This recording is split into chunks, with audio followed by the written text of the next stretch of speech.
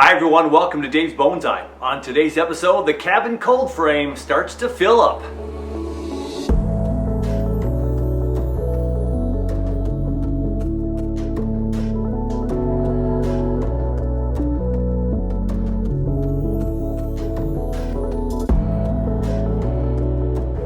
The sun is shining bright today on this cold fall day, and it's really only cold because the winds. 30-mile-an-hour gusts are pretty common here in my neck of the woods. Out west, in western Minnesota, gusts 40, 50, they even predicted 60-mile-an-hour winds. So, the microphone and the camera by the cabin cold frame, not going to work so much. But I took a lot of footage for you to take a peek at, and we'll do some voiceover work. So here we go, let's go check out the cabin cold frame and the trees going in there here on this gloriously sunshiny but very gusty, windy day. My first job was to get my Japanese maple into the cold frame and find the best place for this big one to not be in my way. I had to redo this pot a couple of times just to make it fit better. Then I hope to get it into a new pot, its first real pot, in 2024. Next up are my 3 Siberian elm forests. Before I get them into the cabin cold frame, I made sure to rub off or cut off all the remaining leaves as to not have to worry about possible fungus issues from a pile of leaves in the pot's soil surface. These 3 forests look pretty decent and are probably the first ones to leaf out in the spring.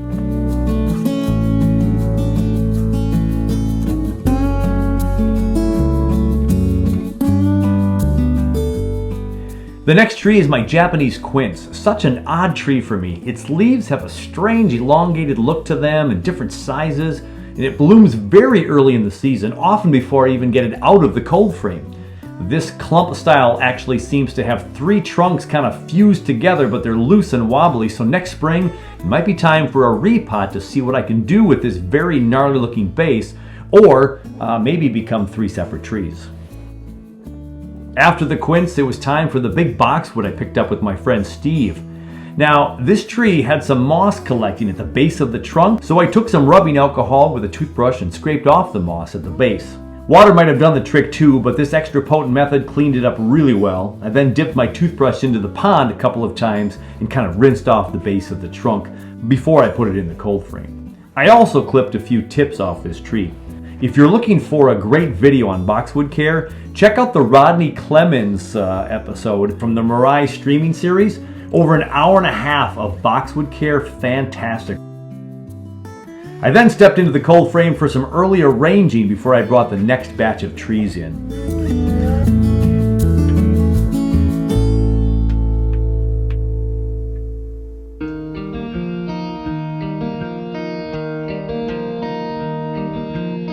My collection of barberry trees from my dad were next to go into the cabin cold frame. All of my trees are in deep enough pots and would be Minnesota hardy. However, they struggled a little bit this past year, and one of them, the one in the smallest pot, I think I overwatered a little bit, so it's a little bit weaker than I'd like. So they're just all going to go into the cold frame, so they will be protected from any really, really harsh winters. The next tree is what I often call my Jim Dandy winterberry, but it also might be a choke cherry tree. I found a tag while cleaning the house the other day, and this might actually be that tree. It has a very gnarly circular pattern root at the base of this tree, and then some chew spots midway up the trunk as well. I'll probably be repotting this one next spring to fix the root problem, and maybe a chop after the first flush of growth hardens off next late spring or early summer. My next pot has some black pussy willows and I believe dogwood tree cuttings from my Minnesota Bonsai Society friend Henry. Thanks again, Henry, for these cuttings. These 2 varieties both seem to be doing pretty well after the Japanese beetles did quite a number on them earlier in the year. So in they go to the cabin cold frame to make sure they don't get injured over the winter, because I don't know how strong those new roots are. Notice I pruned all the remaining leaves off of these guys as well. The trees keep on coming, and the next one is my cutting of the willow tree from my local park. This one, once again, was critter chopped in the spring, so I just let it thicken up all this year. The chop is very low, so it has this nice kind of major bend now, and got a big curve to it, so I'm just going to push out a ton of growth next year again, and then we won't even make decisions on this style-wise for another year or two. My only remaining cotoneaster also needed a final defoliation, so I did that. I also made a few snips to the top and sides of this tree because this tree will be again one of those trees that leaves out early in the cold frame and pushes out a ton of new growth in the spring. It's a very rapid grower in the month of May here in the Minnesota area. The next tree is my boxwood over rock that I did in the middle of this past summer. Check out that episode, see how I did that. It had nice growth even after a middle of the summer repot, but these trees are very hardy. Again, check out the great Rodney Clemens recording of the Bonsai Mirai stream with Ryan Neal, an excellent video tutorial on boxwood. I did some final snips at the tips of this tree as well and slid it into the cabin. Can't wait to see all the new flush of growth next year. It's a bit sad, but also a great feeling to have most of my trees tucked away into the cold frames.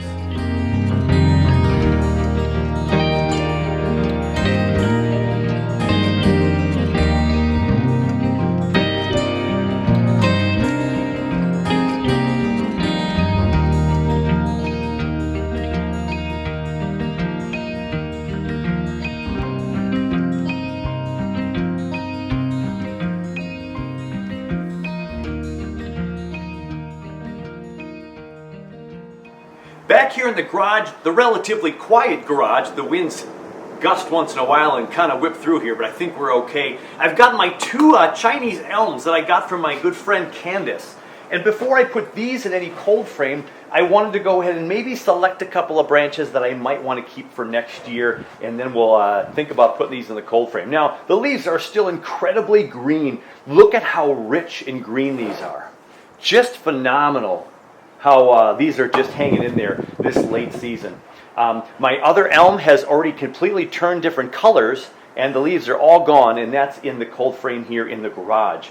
But I'm going to take a peek at this a little closer, so I'm going to take off the old specs, and we're going to look at this. So this one is one of the bigger trunks. Now she did an air layer and then just chopped, and then as we've talked about in the past, these Chinese elms really are robust and will grow like crazy.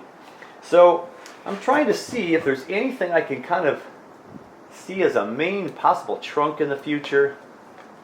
We got this one coming out right at us, if that's even the front. This side could be the front, but this one coming down at us we don't want. There's a couple of new starters here. So it's really hard to see on camera. I'm really super close to this tree, but we have 1, 2, 3, 4 clusters right here, plus this little tiny guy. So really, if I just clean up some of these little tiny guys, which they might not survive the winter anyway, even in a cold frame. Got a nice strong one right there that even subdivides right there. We've got bifurcation only 2 inches from the trunk. So if we were to cut this right there and cut that one a little bit higher, there we go. I'm going to go ahead and separate this one right there to give that one more space. And of those two, that one seems to be the thickest one, so I'm going to let those do some more growing next year. Now we have one growing really weird inside here. I'm going to cut that one off. This one's growing more out than up, so I want that one off. This one's coming back at a really funky design, which will make a good curve one day, but this thing's so young, we got to see what's going to happen first. So there we go, and this has a nice bifurcation on this one. Look at that, right down there, not even an inch from the trunk. So we have trim this guy up here. So we had about 8, 9, 10 branches. We're down to 4. Now it's a little bit like a square here. Square peg in a round hole, or a round hole in a square peg. I'm not sure here. But we've got bifurcation on this one, bifurcation on this back one. These two right here, we're just going to see what it does next year. This has got a long way to grow. It'll put out a lot of growth next year. We'll just let it bush on out for the entire season, and then we'll make some trims next year and see what this could look like as a future tree. So that's the first one. Now there's half the foliage, and if those fall off in this pot, we're not going to have to worry about too much about mold and such. Now this was the other really, really big trunk. And this has a nice flare of a root down here. Really nice nabari down there. It's a little bit thicker. But again, we've got some branches growing straight out sideways. Just this low on the trunk, that's just not going to work so much.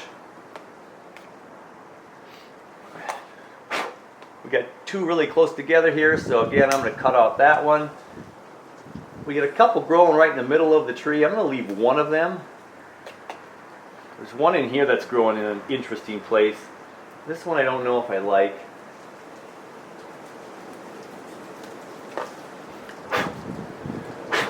And again, this will just shoot up next year like the other one. Got another one real close right here. So we have kind of a 360 pattern here. Again, we don't know which branches are going to survive and do really, really well next year. That one's going at a weird angle as well. So we left 1, 2, 3, 4, 5, and then a couple of little squirts here. I think this little one I got to take out of here.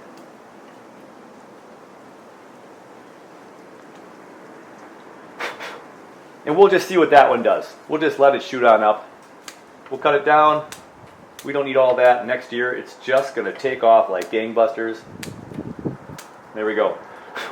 And then this little tiny one, it's got the most interesting root structure of all. It's got a nice big root going over this way, then one coming out towards the camera down below here. We'll probably cut that one out in transplanting. But it's got an interesting, funky root pattern there. We'll see if we bury that one deeper next time, or we'll see. So I'm going to cut this little stuff out here. Out here we got one growing sideways right there. We don't want that. So now we cut it down to, oh, there's one sideways here. Look at that. We cut that one off. This one already has bifurcation. Look at that down there, not even an inch from the tree right there. And this one bifurcated right there. Boom. Oh, come on. I want a clean cut there. That does not want a clean cut right there. Yeah, that one hurt.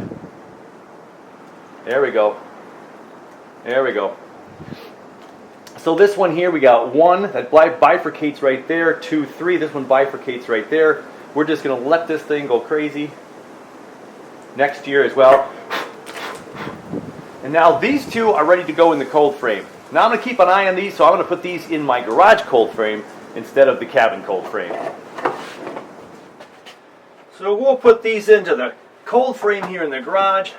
I got a couple of trees from one of the members of Minnesota Bonsai Society. We're going to take care of these for her.